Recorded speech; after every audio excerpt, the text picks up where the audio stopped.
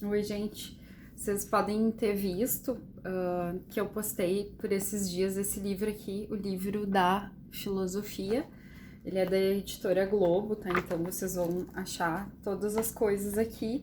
É um livro muito, muito bom. Ele dá um contexto dos filósofos de acordo com o tempo, né? Então eu vou gravar bem rapidinho a história da filosofia moderna, né? Então vocês viram a clássica lá no primeiro ano, a medieval, que foi a última aula, né? Vocês viram a escola patrística e a escola escolástica, e agora vocês vão ver a filosofia moderna. Deixa eu só... Ah, Deus, vai ficar assim agora. Bom, então a filosofia moderna, como é que surge esses pensadores da modernidade? Eles surgem de acordo que vai mudando a sociedade, né? Então a sociedade estava ali pensando sobre a Igreja Católica, tentando equalizar razão e fé, né? Tentando pensar se seria possível explicar a existência de Deus através da razão, né? Tudo que a gente viu na outra aula. E aí vem o interesse epistemológico, né, na Idade Moderna. Começa a surgir as máquinas, as pessoas saindo do campo, saindo daquela vida de vassalo, a igreja começa a ser questionada, né? E aí então vem toda... eu tive que pausar o vídeo. Vem toda uma ideia de Deus não é o centro de tudo, assim. Antes era o teocentrismo, né? E agora então se pensa com as máquinas, o homem criando máquina, a ciência. A gente vai ter aí Leonardo da Vinci, Nicolau Copérnico, Galileu Galilei. Então a gente vai ter uma série de cientistas, filósofos que vêm nessa época dizendo que Deus não cria as coisas, quem cria é o homem. Então o homem, aí vem antropocentrismo. Antropo significa homem, centrismo, centro. Então o homem no centro do universo, o homem no centro do seu próprio universo. O homem é o eixo, ele que faz, e já que ele que faz, ele tem as consequências pelo ato que ele faz. Não é uma coisa divina, Deus quis que acontecesse, não tem nada dessa história. Agora o antropocentrismo foi tu que fez, é tu que vai pagar e vai ser aqui na Terra mesmo. Então o homem como capacidade de produzir conhecimento, né, e não conhecimento gerado pela fé, e sim o homem capaz de gerar conhecimento pela sua própria razão, né. Então aqui na Idade Moderna, se vocês tiverem que caracterizar, é a separação definitiva da fé e da razão. É possível conhecer as coisas, eles pensavam, de que forma é possível conhecer as coisas? E aí então se chega à conclusão de que a lógica é a melhor forma de conhecer as coisas, né? Então, o renascimento científico, o racionalismo, ou seja, vamos utilizar a razão para explicar e conhecer as coisas do nosso universo, né? Então, a matemática, ela surge aqui nesse período, dando explicações lógicas, mecanicistas das coisas acontecerem, né? E aí vocês vão ter três correntes filosóficas, que é o racionalismo, o empirismo e o criticismo, tá? E a gente vai ter, então, René Descartes, que ele vai criar um método, tá? Esse método é chamado também de dúvida metódica. Para vocês terem uma ideia, Descartes, todos os Enems, ele caiu. Não teve um Enem que não foi citado Descartes, para vocês verem a tamanha importância do método Descartes, né? Então, Descartes, 1596, 1650, é conhecido como filósofo do racionalismo, ou seja, ele faz a laicização do pensamento. O que é laico, né? Laico não há religião, então laiciza o pensamento, as ideias, elas não podem ser explicadas por nenhuma religião, elas são explicadas pela lógica, pela razão, né? O ser humano, ele precisa encontrar a verdade, mas não por Deus, pela religião, e sim pelo uso da razão, né? O que mais que eu posso falar para vocês? Ele fala assim, ó, que a dúvida hipérbolica é uma coisa bem conhecida dele, assim. Por exemplo, será que eu tô vivendo mesmo ou será que eu estou num sonho achando que estou vivendo? E aí quem viu o filme Matrix vai conseguir pensar sobre isso, né? Será que isso é uma ilusão? Será que eu estou dormindo, sonhando? Quem me garante, quem me dá certeza de que eu estou viva? E de que eu estou vivendo e de que você que está me vendo não está vivendo um sonho, e sim vivendo de fato uma vida real, né? Tá? Então isso é a dúvida hipérbolica, é duvidar de tudo, né? E aí anotem aí o método cartesiano. Por isso Descartes, cartesiano, que vocês já viram em matemática ou vão ver, não sei. Primeira coisa que consiste o método é a evidência. Evidência, primeira coisa. Vamos pensar, a chuva, né? Tá, se existe a chuva, é uma evidência. Então, tu coleta a evidência. A segunda é a análise. Várias partes que tu precisa utilizar para explicar a existência da chuva. E a terceira é a síntese.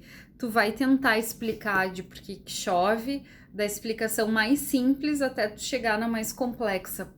Ele dizia que não tem como tu resolver um problema pegando o problema e tentar olhar a parte mais difícil, resolver e depois deixar as mais simples. Então ele dizia que é preciso analisar e fazer a síntese da coisa, que é para do mais simples, o que tá mais fácil da gente detectar que seja verdadeiro, que seja real. E aí, então, do mais simples para o mais complexo, né? E a quarta é a enumeração. Não bastando tu comprovar a evidência de que o troço existe. Segundo, tu vai analisar aquilo. Ou seja, tu vai pegar um negócio, tu vai destruir, assim, ó. Tu vai... Vou pegar aqui um brinquedo da minha filha. Qual é a evidência de que este bicho aqui existe e foi pegado, sei lá, no McDonald's? Análise. Várias partes. Como que a gente vai analisar esse bicho? Vamos começar por onde? Depois que a gente analisou tudo sobre este bicho, tudo da onde ele veio, que come, do que se alimenta, né? Do que come, que se alimenta é a mesma coisa. Se alimenta, vive aonde, dorme aonde. Depois de tudo isso, a gente vai tentar. Vai ser a última parte, que é a enumeração, ou seja, a gente vai revisar de novo. Então, a gente vai pegar de novo. Então, não contente em ter descoberto tudo sobre, a gente ainda revisa, que é a quarta parte que ele chama de enumeração, né? Isso se chama empirismo, gente. É empírico, ou seja, eu comprovo as coisas pela ciência e não porque simplesmente a religião me diz que Deus quis aquilo daquela forma, né? Tá? Aí vem o próximo, John Locke, 1632 a 1704. John Locke, ele valoriza o conhecimento, né? Ou seja, o Descartes, ele dizia que as emoções, elas atrapalham o ser humano. Então, ele dizia que tu tinha que ter ideias inatas, ou seja, coisas que... Como é que eu vou explicar para vocês? O sentido que tu dá às coisas, elas têm que ser olhadas pela razão. E o John Locke, que é o pai do liberalismo, ele dizia o contrário, que primeiro tu sente, tu se utiliza daquele sentimento e aí tu usa aquele sentimento para explicar, né? Tá? Então, a reflexão, ela se dá pelos sentidos. E aí tu vai refletir sobre aquilo que tu tá sentindo e aí sim tu vai chegar a uma conclusão, né? Então, notem, Descartes é contra os sentidos. Eu tinha anotado aqui uma frase para falar. Ele fala assim, ó, o ser humano precisa educar a razão para não cair na enganação. Então, ele fala que essas ideias inatas desprezam o sentido, ou seja, se tu começar a se emocionar, se tu começar a sentir as coisas, tu é facilmente manipulado. Então, se tu utilizar a razão, é bem difícil alguém te manipular. Aí vem o John Locke, muito tempo depois, então, do Descartes, ele valoriza o conhecimento sensível, ou seja, ele faz reflexões, né? Vocês precisam entender a diferença dos dois. O Descartes, ele diz que o ser humano, quando ele existe, ele vem com ideias inatas, ou seja, ele já nasce com algumas ideias de algumas coisas. Vamos pensar do que um bebê nasce já sabendo. Ele já tem noção, sei lá, um pouco assim. A criança, mesmo que ela não entenda, mas ela já tem noção assim da distância para pegar alguma coisa, o tempo, que é de noite, que ela tem que dormir, ou seja, ela vem com ideias inatas. Então o Descartes te dizia que há coisas que o ser humano nasce já sabendo. E aí vem o John Locke e fala em tábula rasa, muito importante anotarem isso, tábula rasa. Ou seja, Locke, ele diz que o que é uma tábula rasa? Tábula é uma tábua em branco, ou seja, a gente vem sem nenhum tipo de conhecimento pronto para ser moldado, né? Isso já foi muito criticado, o John Locke também é muito criticado, o Descartes, né? Então eles têm esse embate, assim, de um achar que já se nasce sabendo algumas coisas e o outro já diz que não, a gente é uma tábua rasa que vem construindo de acordo com os sentidos, né? Pergunto para vocês ficarem refletindo aí. Acreditam nisso, assim, de que a gente é uma tábua rasa, vem sem nada e vai adquirindo as experiências, ou que a gente vem com algumas ideias de algumas coisas e vai aprimorando essas ideias, né? Então, nessa ideia de empirismo, a gente tem o John Locke, que é o conhecimento mais sensível, né? Então, uma dica para vocês, assim, em Enem, Descartes falou em método, falou em cartesiano, falou em empirismo, já pode ser alternativa aí. John Locke falou em sensações, sentimentos, em sensível, em sentidos. Aí já é uma boa afirmativa de que pode ser John Locke, tá? A gente tem o David Hume, o Francis Bacon, mas eu acho que eu não vou falar. Eu só vou falar do David Hume, tá? David Hume 1711, 1776. Hume é H-U-M-E. Ele é mais radical nessas ideias de empirismo, tá? Então, o que ele dizia? Se eu falar assim, eu vou dormir porque amanhã o sol vai nascer, ele já questionava. Como que tu sabe que o sol vai nascer? Porque ele nasce todos os dias. Tá, mas quem te garante que amanhã não vai dar um troço, sei lá, um negócio e ele vai nascer? Tu viu o sol nascer, tu tava ali, tu sabe se aquilo é verdade. E ele questionava essas coisas, ele dizia que tu só pode acreditar naquilo que tu viu.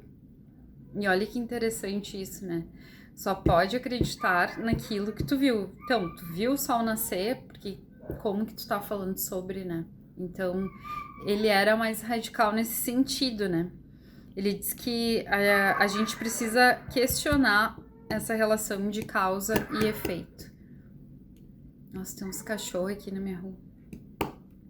Já vem o Kant, o Immanuel Kant, que eu acho que vocês vão... Eu ia falar quente, mas quente não tem nada a ver, é Kant mesmo. Outro filósofo importantíssimo, assim, não dá pra sair do ensino médio sem saber dele, tá? 1724 a 1804, nasceu na Prússia.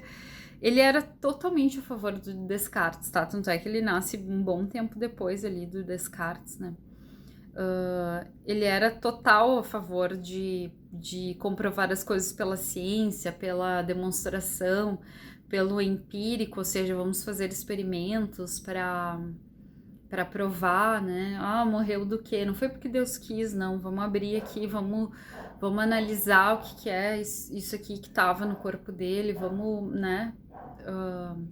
enfim, olhar e analisar as coisas. Então ele era totalmente empírico, mas depois que ele lê o David Hume, ele fica pensando, tipo, o David Hume que questiona, né, sei lá, até a existência do Sol.